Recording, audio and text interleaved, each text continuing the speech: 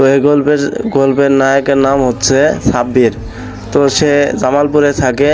তো তার পরিবারের অবস্থাটা খুব ভালো ছিল না।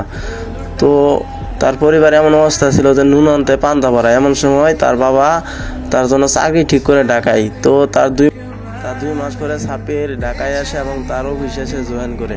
তারপর সে একটা মেসে ওঠে এবং সেখানে খাওয়া দাওয়া জীবনযাপন শুরু করে। তো সে প্রতিদিন অফিসে যায়, এমন করে তার জীবন ভালোই চলছিল।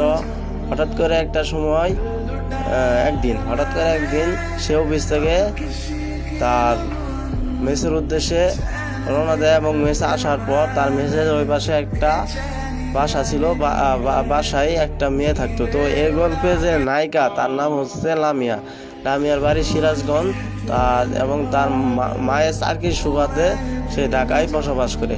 লামিয়া সাব্বিরকে দেখে চোখ টিপ মারে। তো সাব্বির তো অবাক যে তাকে দেখে একটা মেয়ে চোখ টিপ মারছে, আবার মুচকি হাসিও দিছে।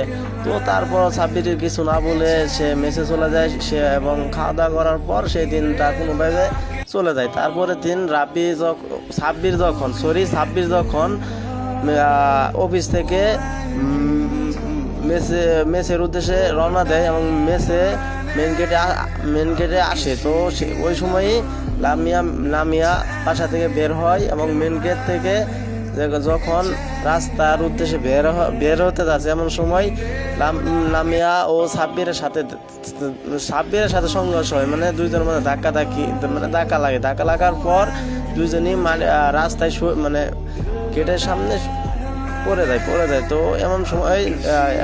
এমন সময় লামিয়া সাব্বিরের বুকে প্রায় 10 মিনিট শুয়েছিল এক প্রকার। তো তারপর লামিয়া উঠে তারপর দুজনই মুচকি আসে।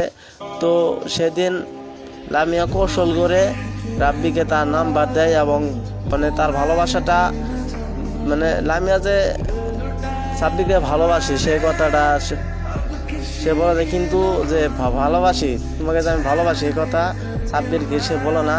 এবং সেদিন রাতে লামিয়া রাব্বিকে ফোন দেয় এবং রাব্বি ফোনটা রিসিভ করে এবং তাদের দুজনের মধ্যে ভাব বিনিময় কথাবার্তা হচ্ছিল। এমন সময় লামিয়া রাব্বিকে রিলেশনের প্রস্তাব দেয় এবং রাব্বিও রিলেশন করার জন্য রাজি হয়ে যায়। এভাবে তাদের রিলেশন শুরু হয়। তাদের রিলেশনটার সময় দীর্ঘ 6 মাস ছিল। তো 6 মাস পর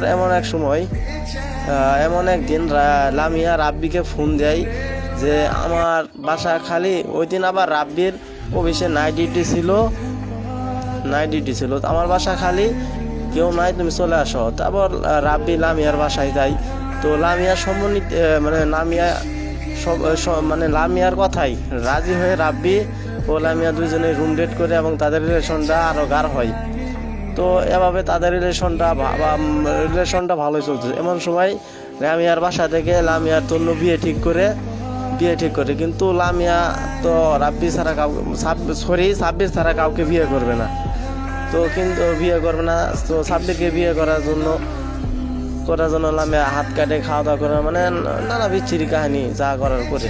এবং এইসব আবার সাব্বিরকে লামিয়া মেসেঞ্জারে বলছিল। তো একদিন লামিয়ার মা সাব্বিরের সাথে দেখা করে এবং বলে যে তোমার সাথে আমার মেয়ের আমি বিয়ে দিব না। তো তারপর লামিয়া তার পরিবারের কাছে পরাজিত হয়ে যায় এবং তারপর পরিবারের ইচ্ছাতেই লামিয়া অন্য ছেলেকে বিয়ে করে। এভাবে তাদের রিলেশনের সমাপ্তি হয়।